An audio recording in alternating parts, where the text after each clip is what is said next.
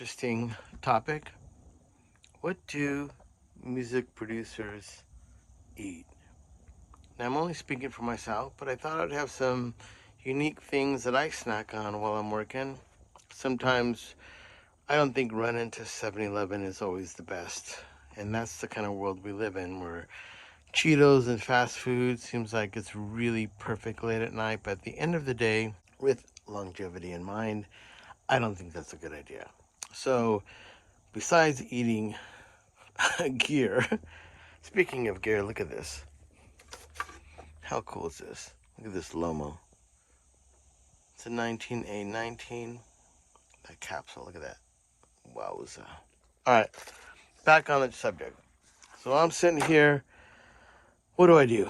Well, first, yes, some nuts. Any kind, doesn't matter. Always works. Meets the need. Then I usually have this down like that. And then, people get crazy in the fridge. So I know that I've always got my one Pellegrino for emergencies.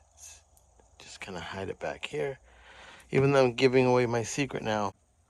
It's weird because this studio that I just moved into was built within a commercial building on the other side of that wall. And then this was an apartment. There's a door right behind that curtain that goes into a restroom, and this is the kitchen. Initially, I was just kind of annoyed. I'm like, what am I going to do with this kitchen right in my mixing room? And I don't have a microwave. I don't have food in here because the oils can get over everything. Look at this mermaid. She's so cute. That was a gift from Mondo, my bass player. Thank you, Mondo. I have tigers everywhere, too. There's a tiger right there. It's a Japanese tiger I found at a thrift store. It's amazing. And then in that same thrift store, I found that tiger as well. So now we're talking about what we're eating. I put all this stuff here, some tapatio, all the soy sauces are in the cups. These are some crackers, whatever. And then every studio should have something to heat up some water, but I don't have a microwave, and I purposely did not put anything cooking in here because the oil would get all over the gear. I also have some real maple syrup. And now, why would I have maple syrup here? That is for coffee. When I recorded with Steve Albini, he would use real maple syrup. Because I remember, I've been to Chicago, been going there since about 1998 when I did my first record with Steve. And when we went to go make coffee, we're like, hey, where's the sugar? And they kind of laughed at us and said, no, we use maple syrup. So once I started using maple syrup in coffee, I just can't go back. So I go to the store and I buy these toasted sesame chips. These are all like, and I put these little clips on it too, there. So I get this kind of stuff because I want to snack on it when I'm working. And I'll be honest with you, putting a catheter in you or putting an IV, they do not want you to leave that area. So I just kind of grab some things that I can sneak away and snack on. Here's my Trader Joe bag. No food in here. This is a camera I'm going to shoot some stuff on. That's the layout of the kitchen. Now we're going to talk about the fridge. What do I got in the fridge? Now I got some cool things I think could be inspiring for you. Let's see what we got. All right. Wowza. Not a lot. It's about quality, not quantity. So first we'll talk about this. This is a really cool one. Pickles. Okay. Why pickles? Well, these little small kosher pickles are not only great to snack on late at night, in the morning, but they don't upset your stomach and they fill you up. And also, once you've eaten all the pickles, the juice is amazing and super healthy. I don't know if it's a vinegar or not, but you'll never get an upset stomach. And if you do have an upset stomach, have some pickles. Now, I also buy some hummus. Even though hummus is for those chips I just showed you, I actually use the hummus for tuna. So I buy these little packs of tuna, and those cups that you saw, the coffee cups, I'll pour this into a cup. And I do keep salsa sometimes from when we get a burrito or something like that. And I put the salsa into the tuna. Then you can go get this. This used to be hard to get, but this is Japanese mayo. You can probably get it at most supermarkets, like Ralph's has them. This Japanese mayo tastes way better. Which is I put a little bit of that, mostly hummus. This is garlic hummus. I add some of the salsa or the tapatio, and I even have another one in here. It's a boar's head. I got some cream cheese for the crackers, and like I said, my tuna delight that I love to get is just really fast to make. I poured it in a cup. I add some Japanese mayo.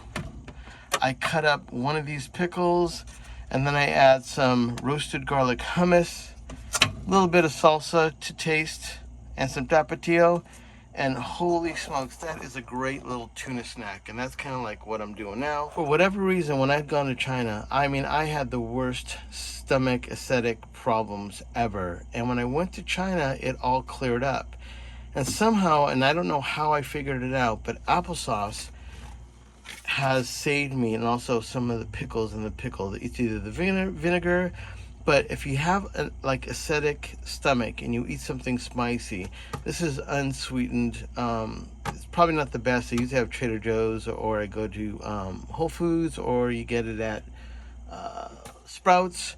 But I happen to just be in a jam, and I went and bought this from the supermarket. So this is just regular applesauce, but if you have a little inkling that your stomach isn't feeling too well, pickle juice or a pickle or the applesauce. And I keep these more so, maybe more, this is more of an emergency where it's not even open because I haven't had an upset stomach.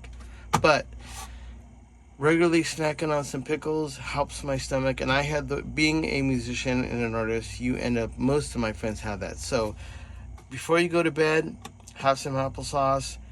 Or if you wake up in the middle of the night and you've eaten something too spicy, the applesauce instantly will cool your stomach. And actually, I haven't had Pepcid or any of those medicines for your stomach in years, and a lot of it has to do because of applesauce. So that is going on there. Then you're talking about the drinks. What do we got? So I love, obviously you always talk about Topo Chico. So I don't know why these are limited edition Topo Chicos, but I had a 12-pack, and the band came in, and everybody, and it's really good because when you have this in your refrigerator, bands always want water. I used to have a bunch of Avion, but the drummer came and drank all that, but that's okay.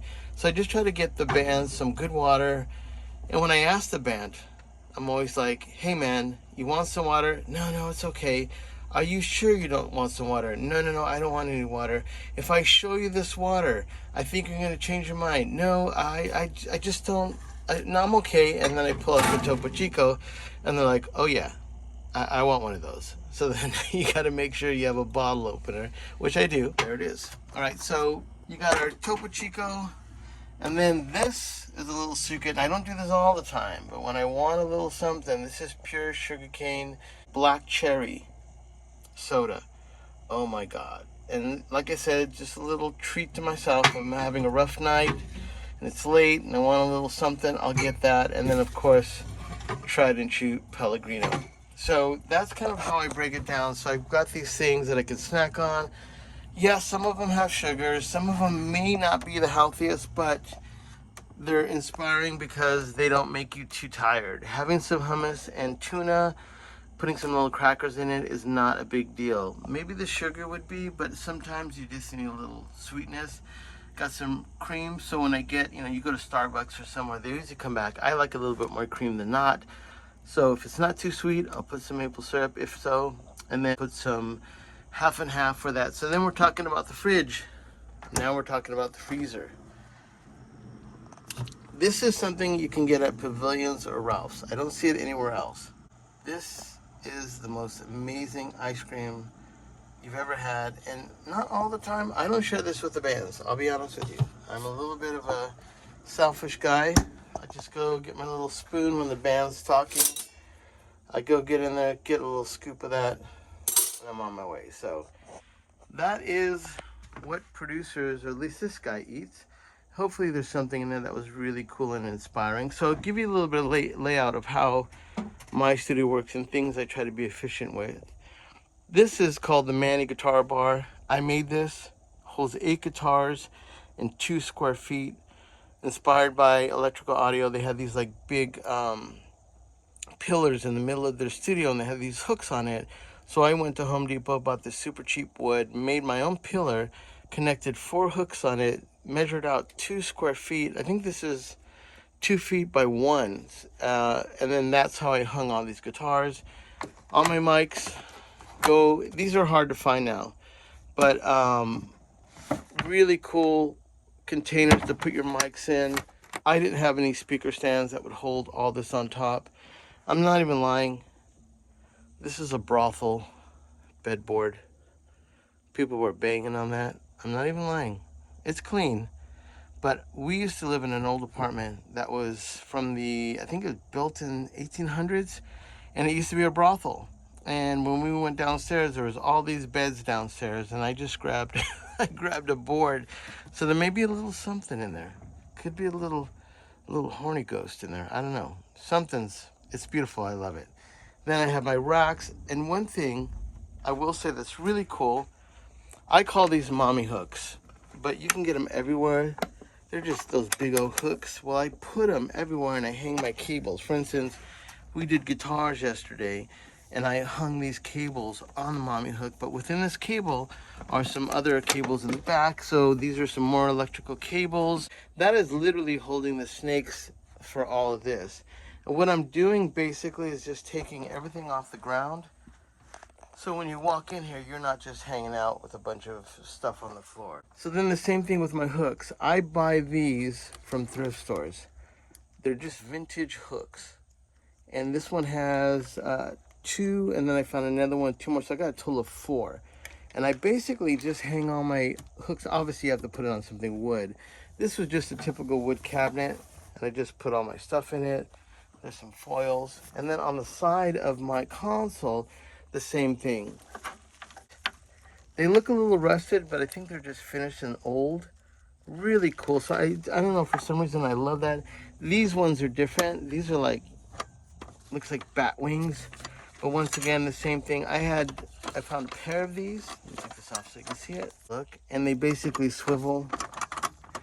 And I have one there and one there. And this is miscellaneous stuff I want to keep off the floor to be able to grab it. These were not meant for hanging cables. I think these are for maybe sewing or knitting. I just spray painted them black and I put my stuff on that. So yeah, I'm just cutting corners. This whole area, even though it doesn't look totally ritzy or new, it looked worse before. And because it's a studio, I thought if I put pegboard up, that'll make it look cool in the kitchen area. And in doing so, it gave me a lot of room to be able to screw things on through the pegboard into the wall. And I don't have to worry about the drywall getting all messed up. So, and also that little board I added there just made that look nicer. When I take off that board, it just looked like a really terrible sink. It is a terrible sink, but I went out and my friend Francisco, who works at our apartment building, he had an extra one, so he came and put this in for me. Then I just put a little rag, put my dishes. I just try to keep it tight and neat. So then as we go into this room, oh, there's the restroom. They got a little Eddie Van Halen going on there, some toilet paper. This is the drum room, and I'm just saving electricity. I do need to go to the front door so the lights are half dim, but this is my drum room. Those are my ISO boosts. Once again, trying to cut corners. There's 100 things in here that I've done to save some money. Like my gobos are on sawhorses.